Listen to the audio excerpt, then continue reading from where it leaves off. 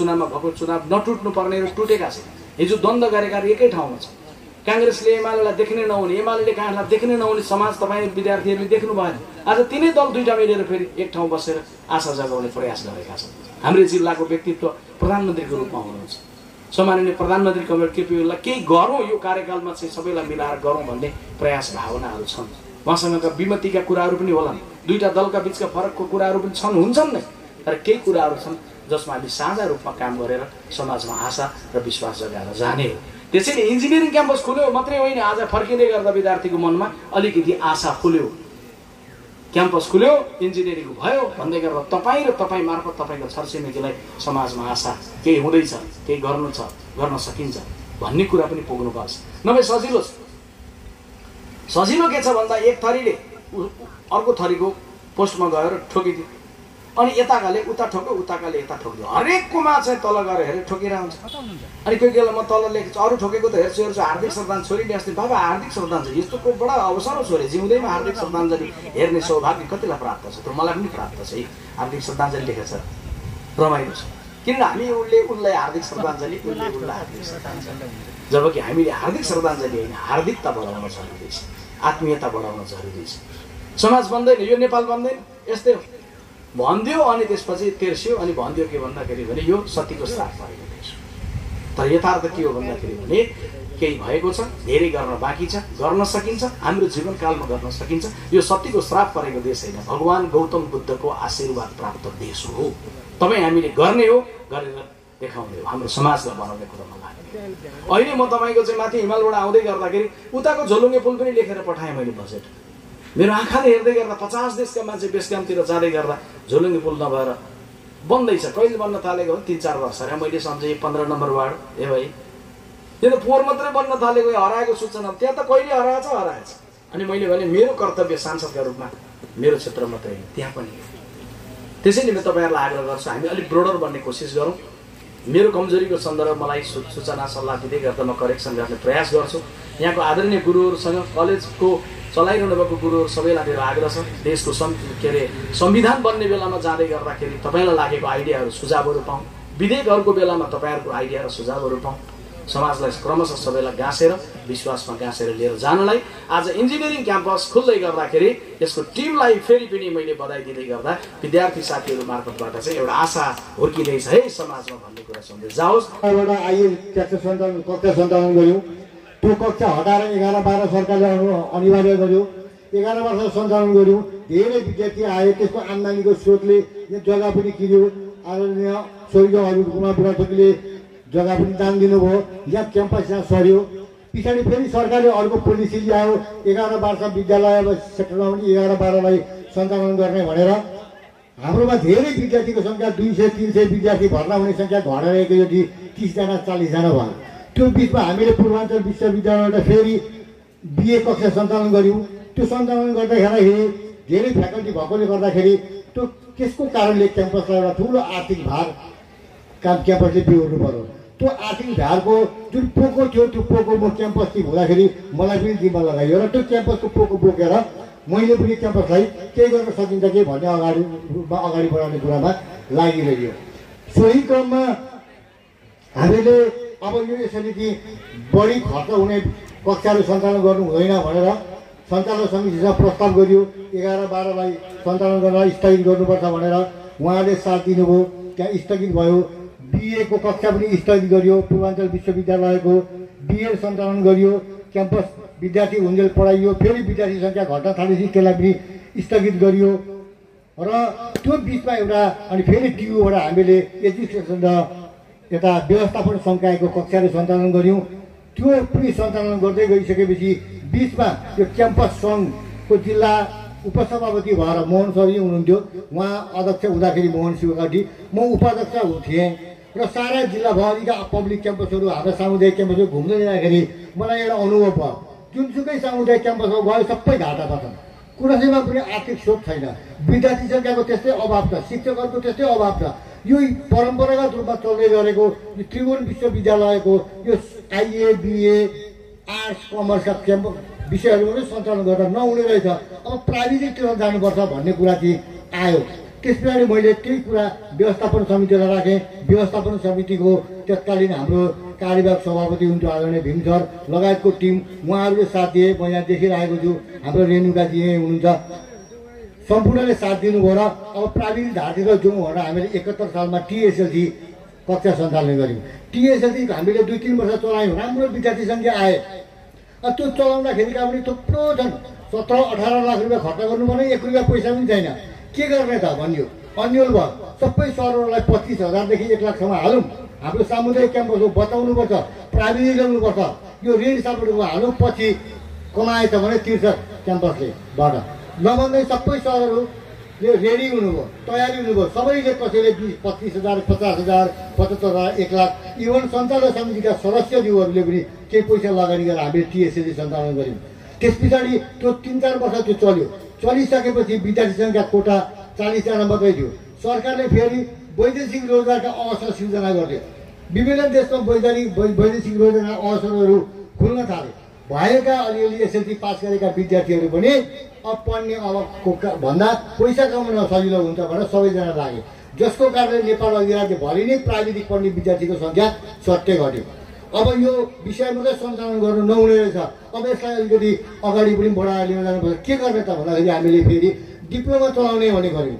Diploma class चलाउन गर्दाखेरि सिटिबिटीले हामीलाई क्याम्पसलाई दिन मिल्दैन भन्यो। क्याम्पसलाई दिन नमिलेपछि के गर्ने त भन्दाखेरि नगरपालिका र सिटिबिटीको साझेदारी कार्यक्रममा दिन मिल्छ भनेपछि हामी नगर प्रमुख विमल आचार्य हुँदाखेरि उहाँसँग पहल गऱ्यौँ। उहाँ एकदमै राजी हुनुभयो।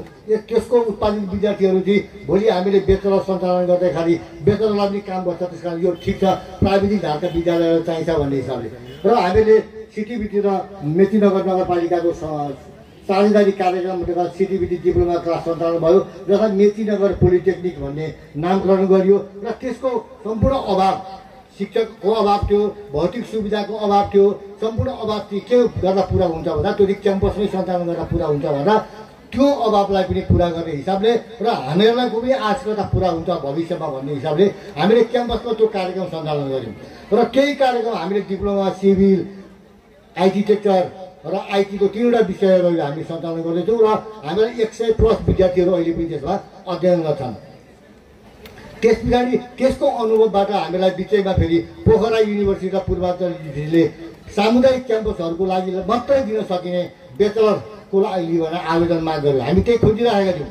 2-3 चोटि हामी पोखरा पनि गयौँ पहल गर्न, तर उसको आफ्नै प्राविधिक कारणले गर्दाखेरि बेलैमा उनीहरूले फाइल सुरु गर्न सकेन र हामी पूर्वाञ्चल विश्वविद्यालयमा गयौँ। पूर्वाञ्चल विश्वविद्यालयमा गइसकेपछि हामीले प्रोसेसले गरिवरी हामीले आवेदन दर्ता गऱ्यौँ। आवेदन त दर्ता गर्यौँ, समस्या के भयो भने हामीका छिमेकी केही प्राविधिक सङ्घ संस्थाहरू जो कि अलिकति यहाँ अब सामुदायिक क्याम्पसमा प्राविधिक शिक्षालय खोल्यो भने त हाम्रो प्राइभेटलाई त घाटा लाग्छ यो त भन्ने भएर अलिकति आँखा लागिदियो। दुःखको कुरा त्यहाँ रह्यो र हामीहरूलाई अख्तियारमा मुद्दा हाल्यो, पूर्वाञ्चल विश्वविद्यालयमा मुद्दा हाल्यो, इन्जिनियरिङ काउन्सिलमा मुद्दा हाल्यो। अब हामीहरूले दर्ता त गऱ्यौँ, अब फेरि मुद्दा हालेको कारणले गर्दाखेरि फेरि चटपटाउन नसक्ने भयो, सञ्चालन गर्नलाई बडो गाह्रो भयो। के गर्ने भन्ने हुँदाखेरि हामीले त्यतिखेर अनि हामीले गुहार्यौँ। हामीले गुहार्दाखेरि पहिला त हामीले काउन्सिलसम्म पुग्नका लागि पूर्वाञ्चलमा गुहार्नुपर्छ। पूर्वाञ्चल गुहार्दाखेरि कसलाई गुहार्ने त? हाम्रो माननीय सांसद विश्वप्रकाश शर्मा, उहाँलाई हामीले यो कुरा राख्यौँ।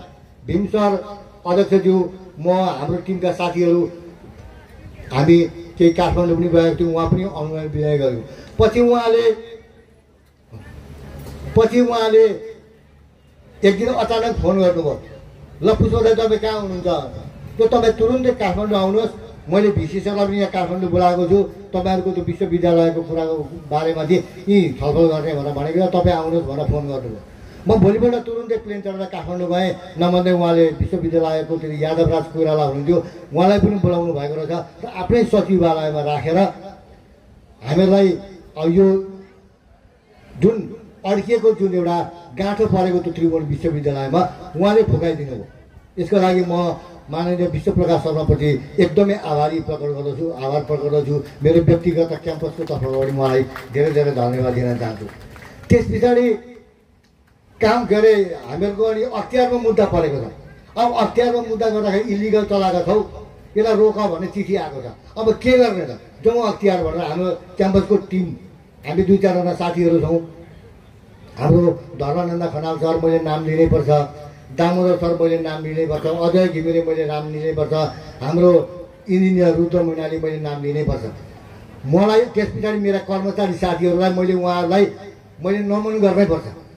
जतिखेर पनि जहाँ पनि हामी राति 8-9 बजीसम्म क्याम्पसमा बसेर डकुमेन्ट बनाउँथ्यौँ, अबको स्टेज के गर्ने भनेर हामी सल्लाह गर्थ्यौँ।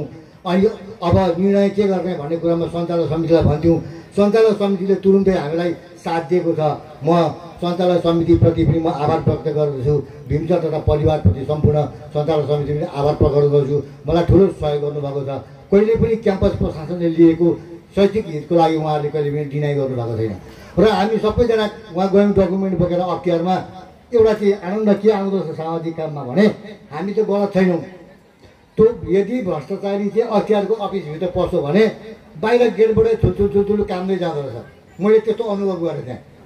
सबै लुगामा भएका सबै बेल्टदेखि लिएर सबै खोलेर जानुपर्ने, 3 ठाउँमा पुलिसले सबै गरेर चेक गर्नुपर्ने, कहाँबाट आउनुभएको, के प्रयोजनले आउनुभएको, किन आउनुभएको भनेर 3 ठाउँमा सफाइ दिएर जानुपर्ने। अनि साँच्चै त गलत मान्छे हो भने त उसले म यो ढाँटेर सोच्छु भनेर बोलेको छ भने पनि त्यहाँ गएर बिर्सिन्छ। हामीले बाहिर निस्किँदा कुरा गऱ्यौँ, त्यो भ्रष्टाचार चाहिँ गर्नु नहुने रहेछ है साथी, होस् गर है, यहाँ ढाँट्न सक्दैनौँ है हामी कसैले पनि भन्यौँ। तर हामीलाई के थियो विश्वास थियो, हामी गयौँ भ्रष्टाचार प्रमुखसँग बसेर कुराकानी गऱ्यौँ। हामीले सबै कुरा राखेपछि हाम्रो कुरामा उहाँ कन्भिन्स हुनुभयो अख्तियार प्रमुखसँग अख्तियार प्रमुखसँग सरी। अनि कुरा राखिसकेपछि उहाँले हाम्रो सबै कुरा सुनाइसकेपछि हाम्रो कन्भिन्स हुनुभयो। उहाँ पोजिटिभ हुनुभयो, चिया खुवाउनुभयो त्यहाँ बसेर। र यो पूर्वाञ्चललाई पनि म लेख्छु, यो काउन्सिललाई पनि म लेखिदिन्छु, तपाईँले चिन्ता नगर्नु म तपाईँको पक्षमा छु भनिदिनु हो। अनि बाहिर हामी निस्क्यौँ। बाहिर निस्किसकेपछि त्यो हामीलाई चिया ल्याउने पिउन के भन्छ भने सर कहाँबाट आउनुभएको तपाईँहरू भन्नु। हामी धुलाबारी क्याम्पसबाट आएको भने किन आउनुभएको थियो, हामीले स्पष्टीकरण दिनुपर्ने थियो कि केही कागजपत्र लिएर आएको भनेको। तपाईँहरू मतलब पहिलो मान्छे हो स्पष्टीकरण लिएर आउने मान्छेलाई अख्तियार प्रमुखले चिया खुवाएर पठाएको भनेको। अनि हामीलाई खुसी लाग्यो। उहाँले पनि त्यो गाठो फुक्यो, त्यहाँबाट त्यसबाट फुकाइदिनु हो, हामीलाई समर्थन गरिदिनु हो। त्यसका लागि हामी आभार पर्दछौँ। अब काउन्सिलको कुरा रह्यो। काउन्सिलको कुरामा फेरि हामी काठमाडौँ गयौँ। भीम सर, म, अजय सर, हाम्रो चाहिँ धरो सर, हाम्रो इन्जिनियर सर 4-5 दिन होटलमा बसेर विभिन्न व्यक्तिहरूसँग भेटायौँ। त्यो व्यक्तिहरूसँग भेट्दै कुरा राख्दै गर्दाखेरि मैले नाम लिनुपर्छ, उहाँहरूप्रति म सम्मान ग्रहण गर्दछु। मेरो क्याम्पसको तर्फबाट, मेरो व्यक्तिगत तर्फबाट म धेरै धेरै धन्यवाद दिन चाहन्छु। अब अख्तियारमा के अरे काउन्सिलमा हामीले गर्नुपर्ने हुँदा हामी कहाँ जाने त भन्ने कुरा हुँदाखेरि माओवादी एकीकृत नेकपा माओवादी र नेकपा एमालेको सरकार थियो त्यतिखेर। अब हाम्रो यहाँको नेता को हो त भन्दा हाम्रो चिने जानेको सामाजिक हामीले थोर बहुत चिनेको नेता त हाम्रो आदरणीय दिदी धर्मशिला चापागाई। ल जाउँ उहाँसँग भनेर उहाँको घरमै गइसकेपछि म उहाँसँग कहिले पनि परिचित थिइनँ, उहाँसँग कहिले पनि कुरा गरेको थिइनँ। तर पहिलोपल्ट उहाँको घरमा गएर चिया खुवाएर राखेर कुरा गर्नुभयो।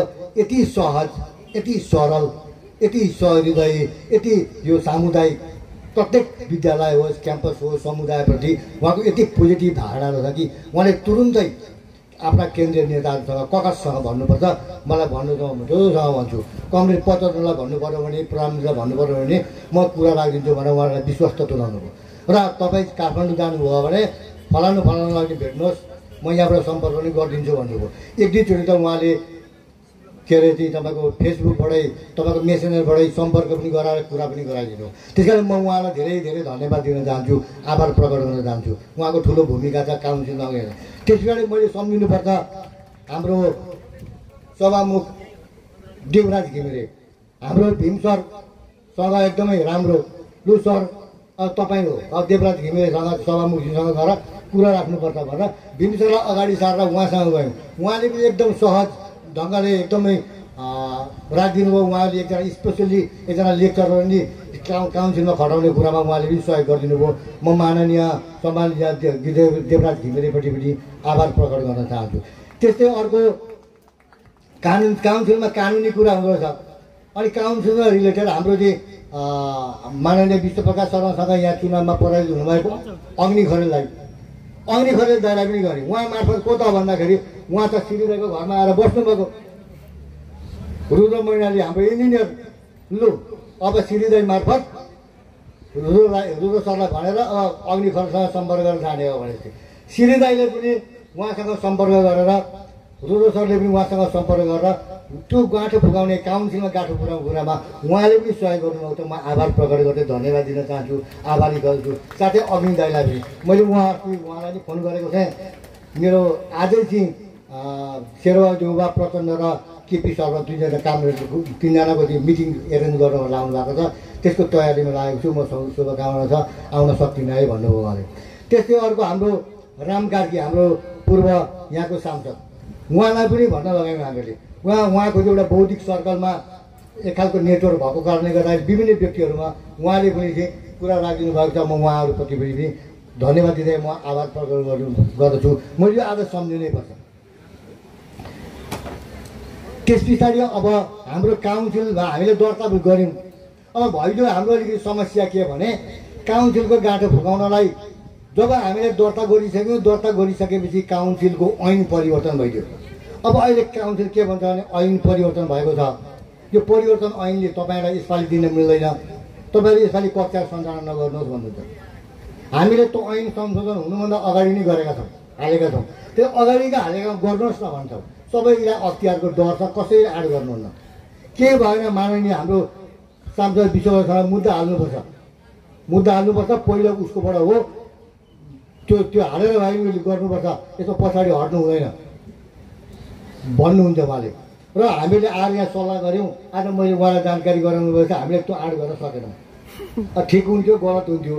र त्यस ताकाको विद्यार्थीहरूलाई हामीले अर्कै कलेजमा हामीले एडमिसन गरिसकेका विद्यार्थीलाई अर्कै कलेजमा सिफ्ट गऱ्यौँ। र त्यो वर्ष रोकिएर अनि अर्को वर्षदेखि हामीलाई चाहिँ सहज रूपमा अनि हाम्रो कक्षा सञ्चालन गरेर हामीले अहिले दोस्रो कार्यमा यसरी चलाइराखेका छौँ। त्यहाँ अहिलेसम्म आइपुग्दा अहिले हाम्रो लगभग 31जना फर्स्ट ब्याचमा फर्स्ट इयरमा र 29जना जति सेकेन्ड इयरमा हुनुहुन्छ। अब विद्यार्थीको अभाव छँदैछ। यो हाम्रो मात्रै कारण होइन, देश परिस्थितिको कारणले पनि हामीलाई त्यो समस्याले हामीले भोग्नु परेको छ। अर्को कुरो जम्मै 6.5 लाखमा इन्जिनियर 4 वर्ष पढ्न पाइन्छ। मलाई मेरो बुवा आमाले पढाउन खोजे हुँदाखेरि 9 लाख रुपियाँ तिर्नु पर्थ्यो। त्यो तिर्न सक्ने अवस्था सिर्जना नभएर मैले इन्जिनियर पढ्न नभएको। अहिले 6.5 लाखमा त्यही पनि समुदायबाट पास गरेर आएको विद्यार्थी छ भने 50,000 छुट हुन्छ। बाहिर जिल्लाबाट आएको छ समुदायकोबाट नि मा पास गरेको छ विद्यालयमा, तर बाहिर जिल्लाबाट आएको छ भने अरू 50,000 1 लाख रुपियाँ छुट हुन्छ। त्यतिसम्मको हामीले दिँदैछौँ। इन्जिनियर के अरे नगरपालिकाले छात्रवृत्ति दिएको छ।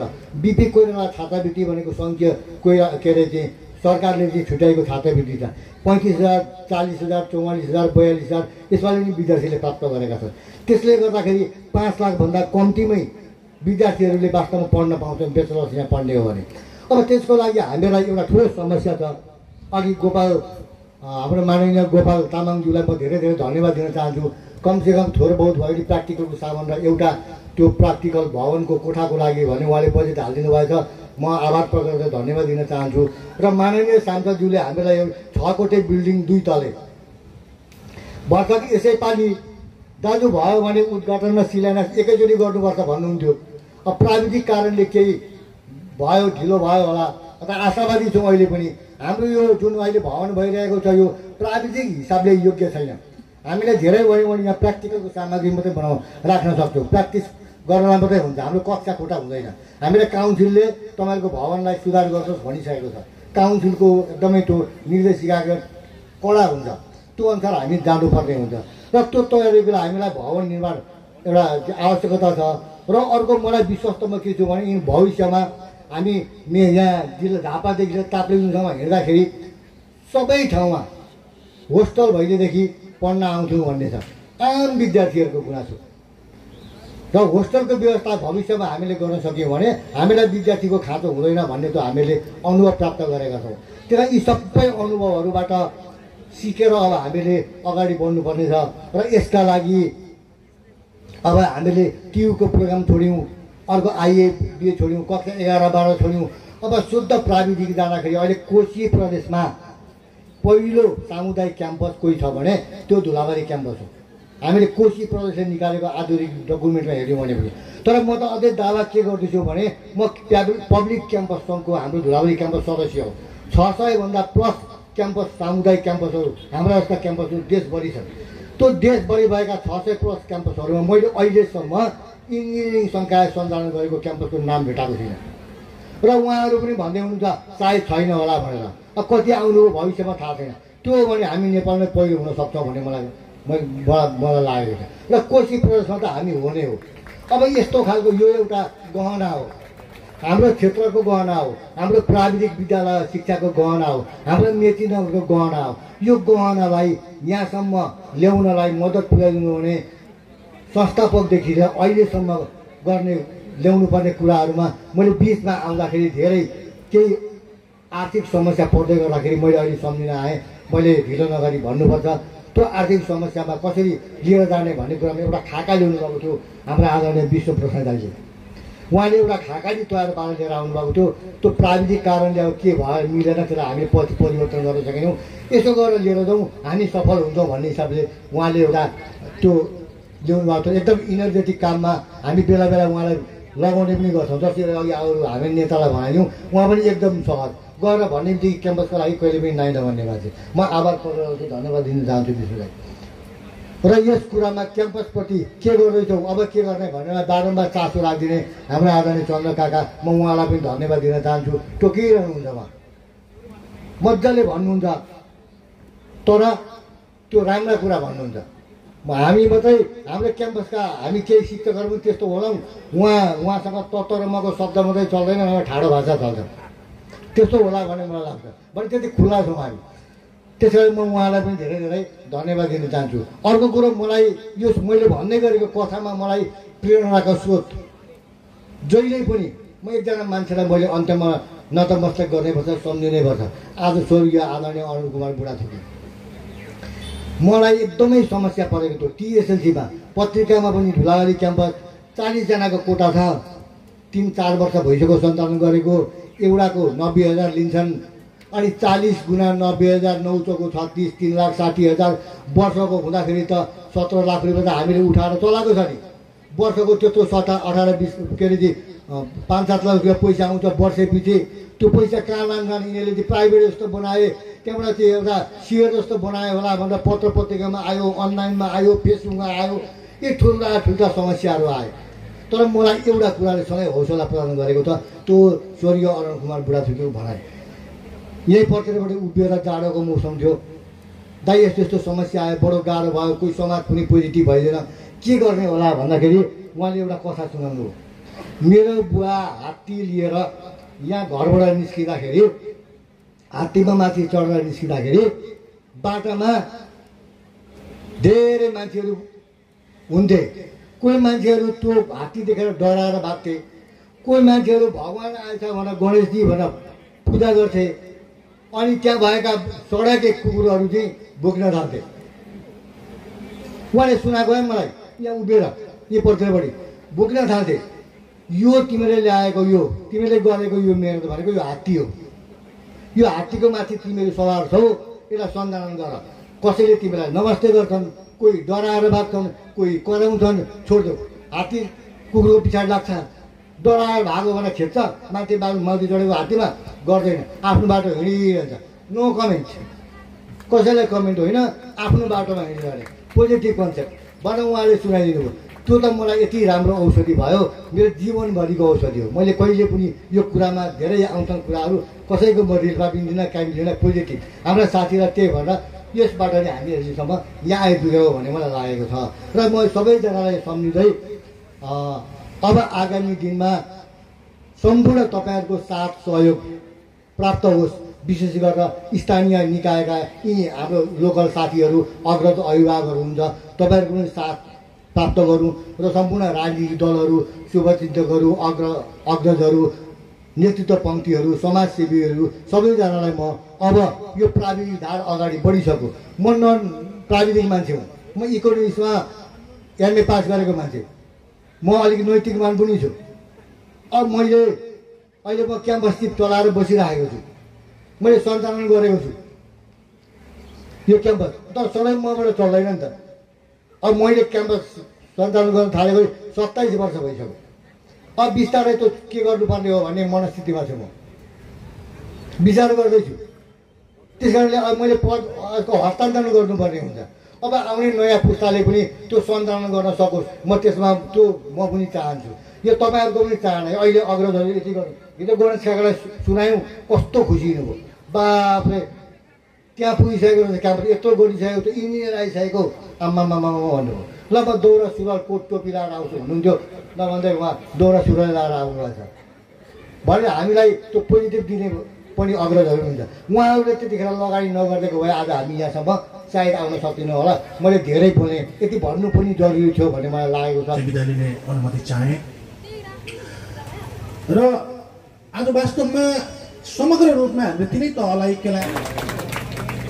थ्याङ्क यू रितिका र प्रियङ्का।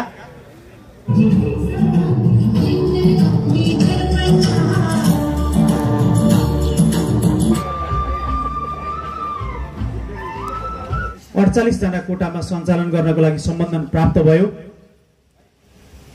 त्यसपछि नेपाल इन्जिनियरिङ काउन्सिलबाट पनि सम्बन्धन लिनुपर्छ र नेपाल इन्जिनियरिङ काउन्सिलबाट सम्बन्धन लिन अलिकति ढिलो भयो प्रक्रियागत कारणले गर्दाखेरि र 2080 साल भदौ 15 गते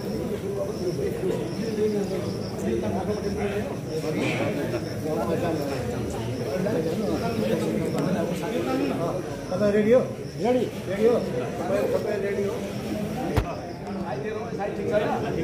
सबै रेडी?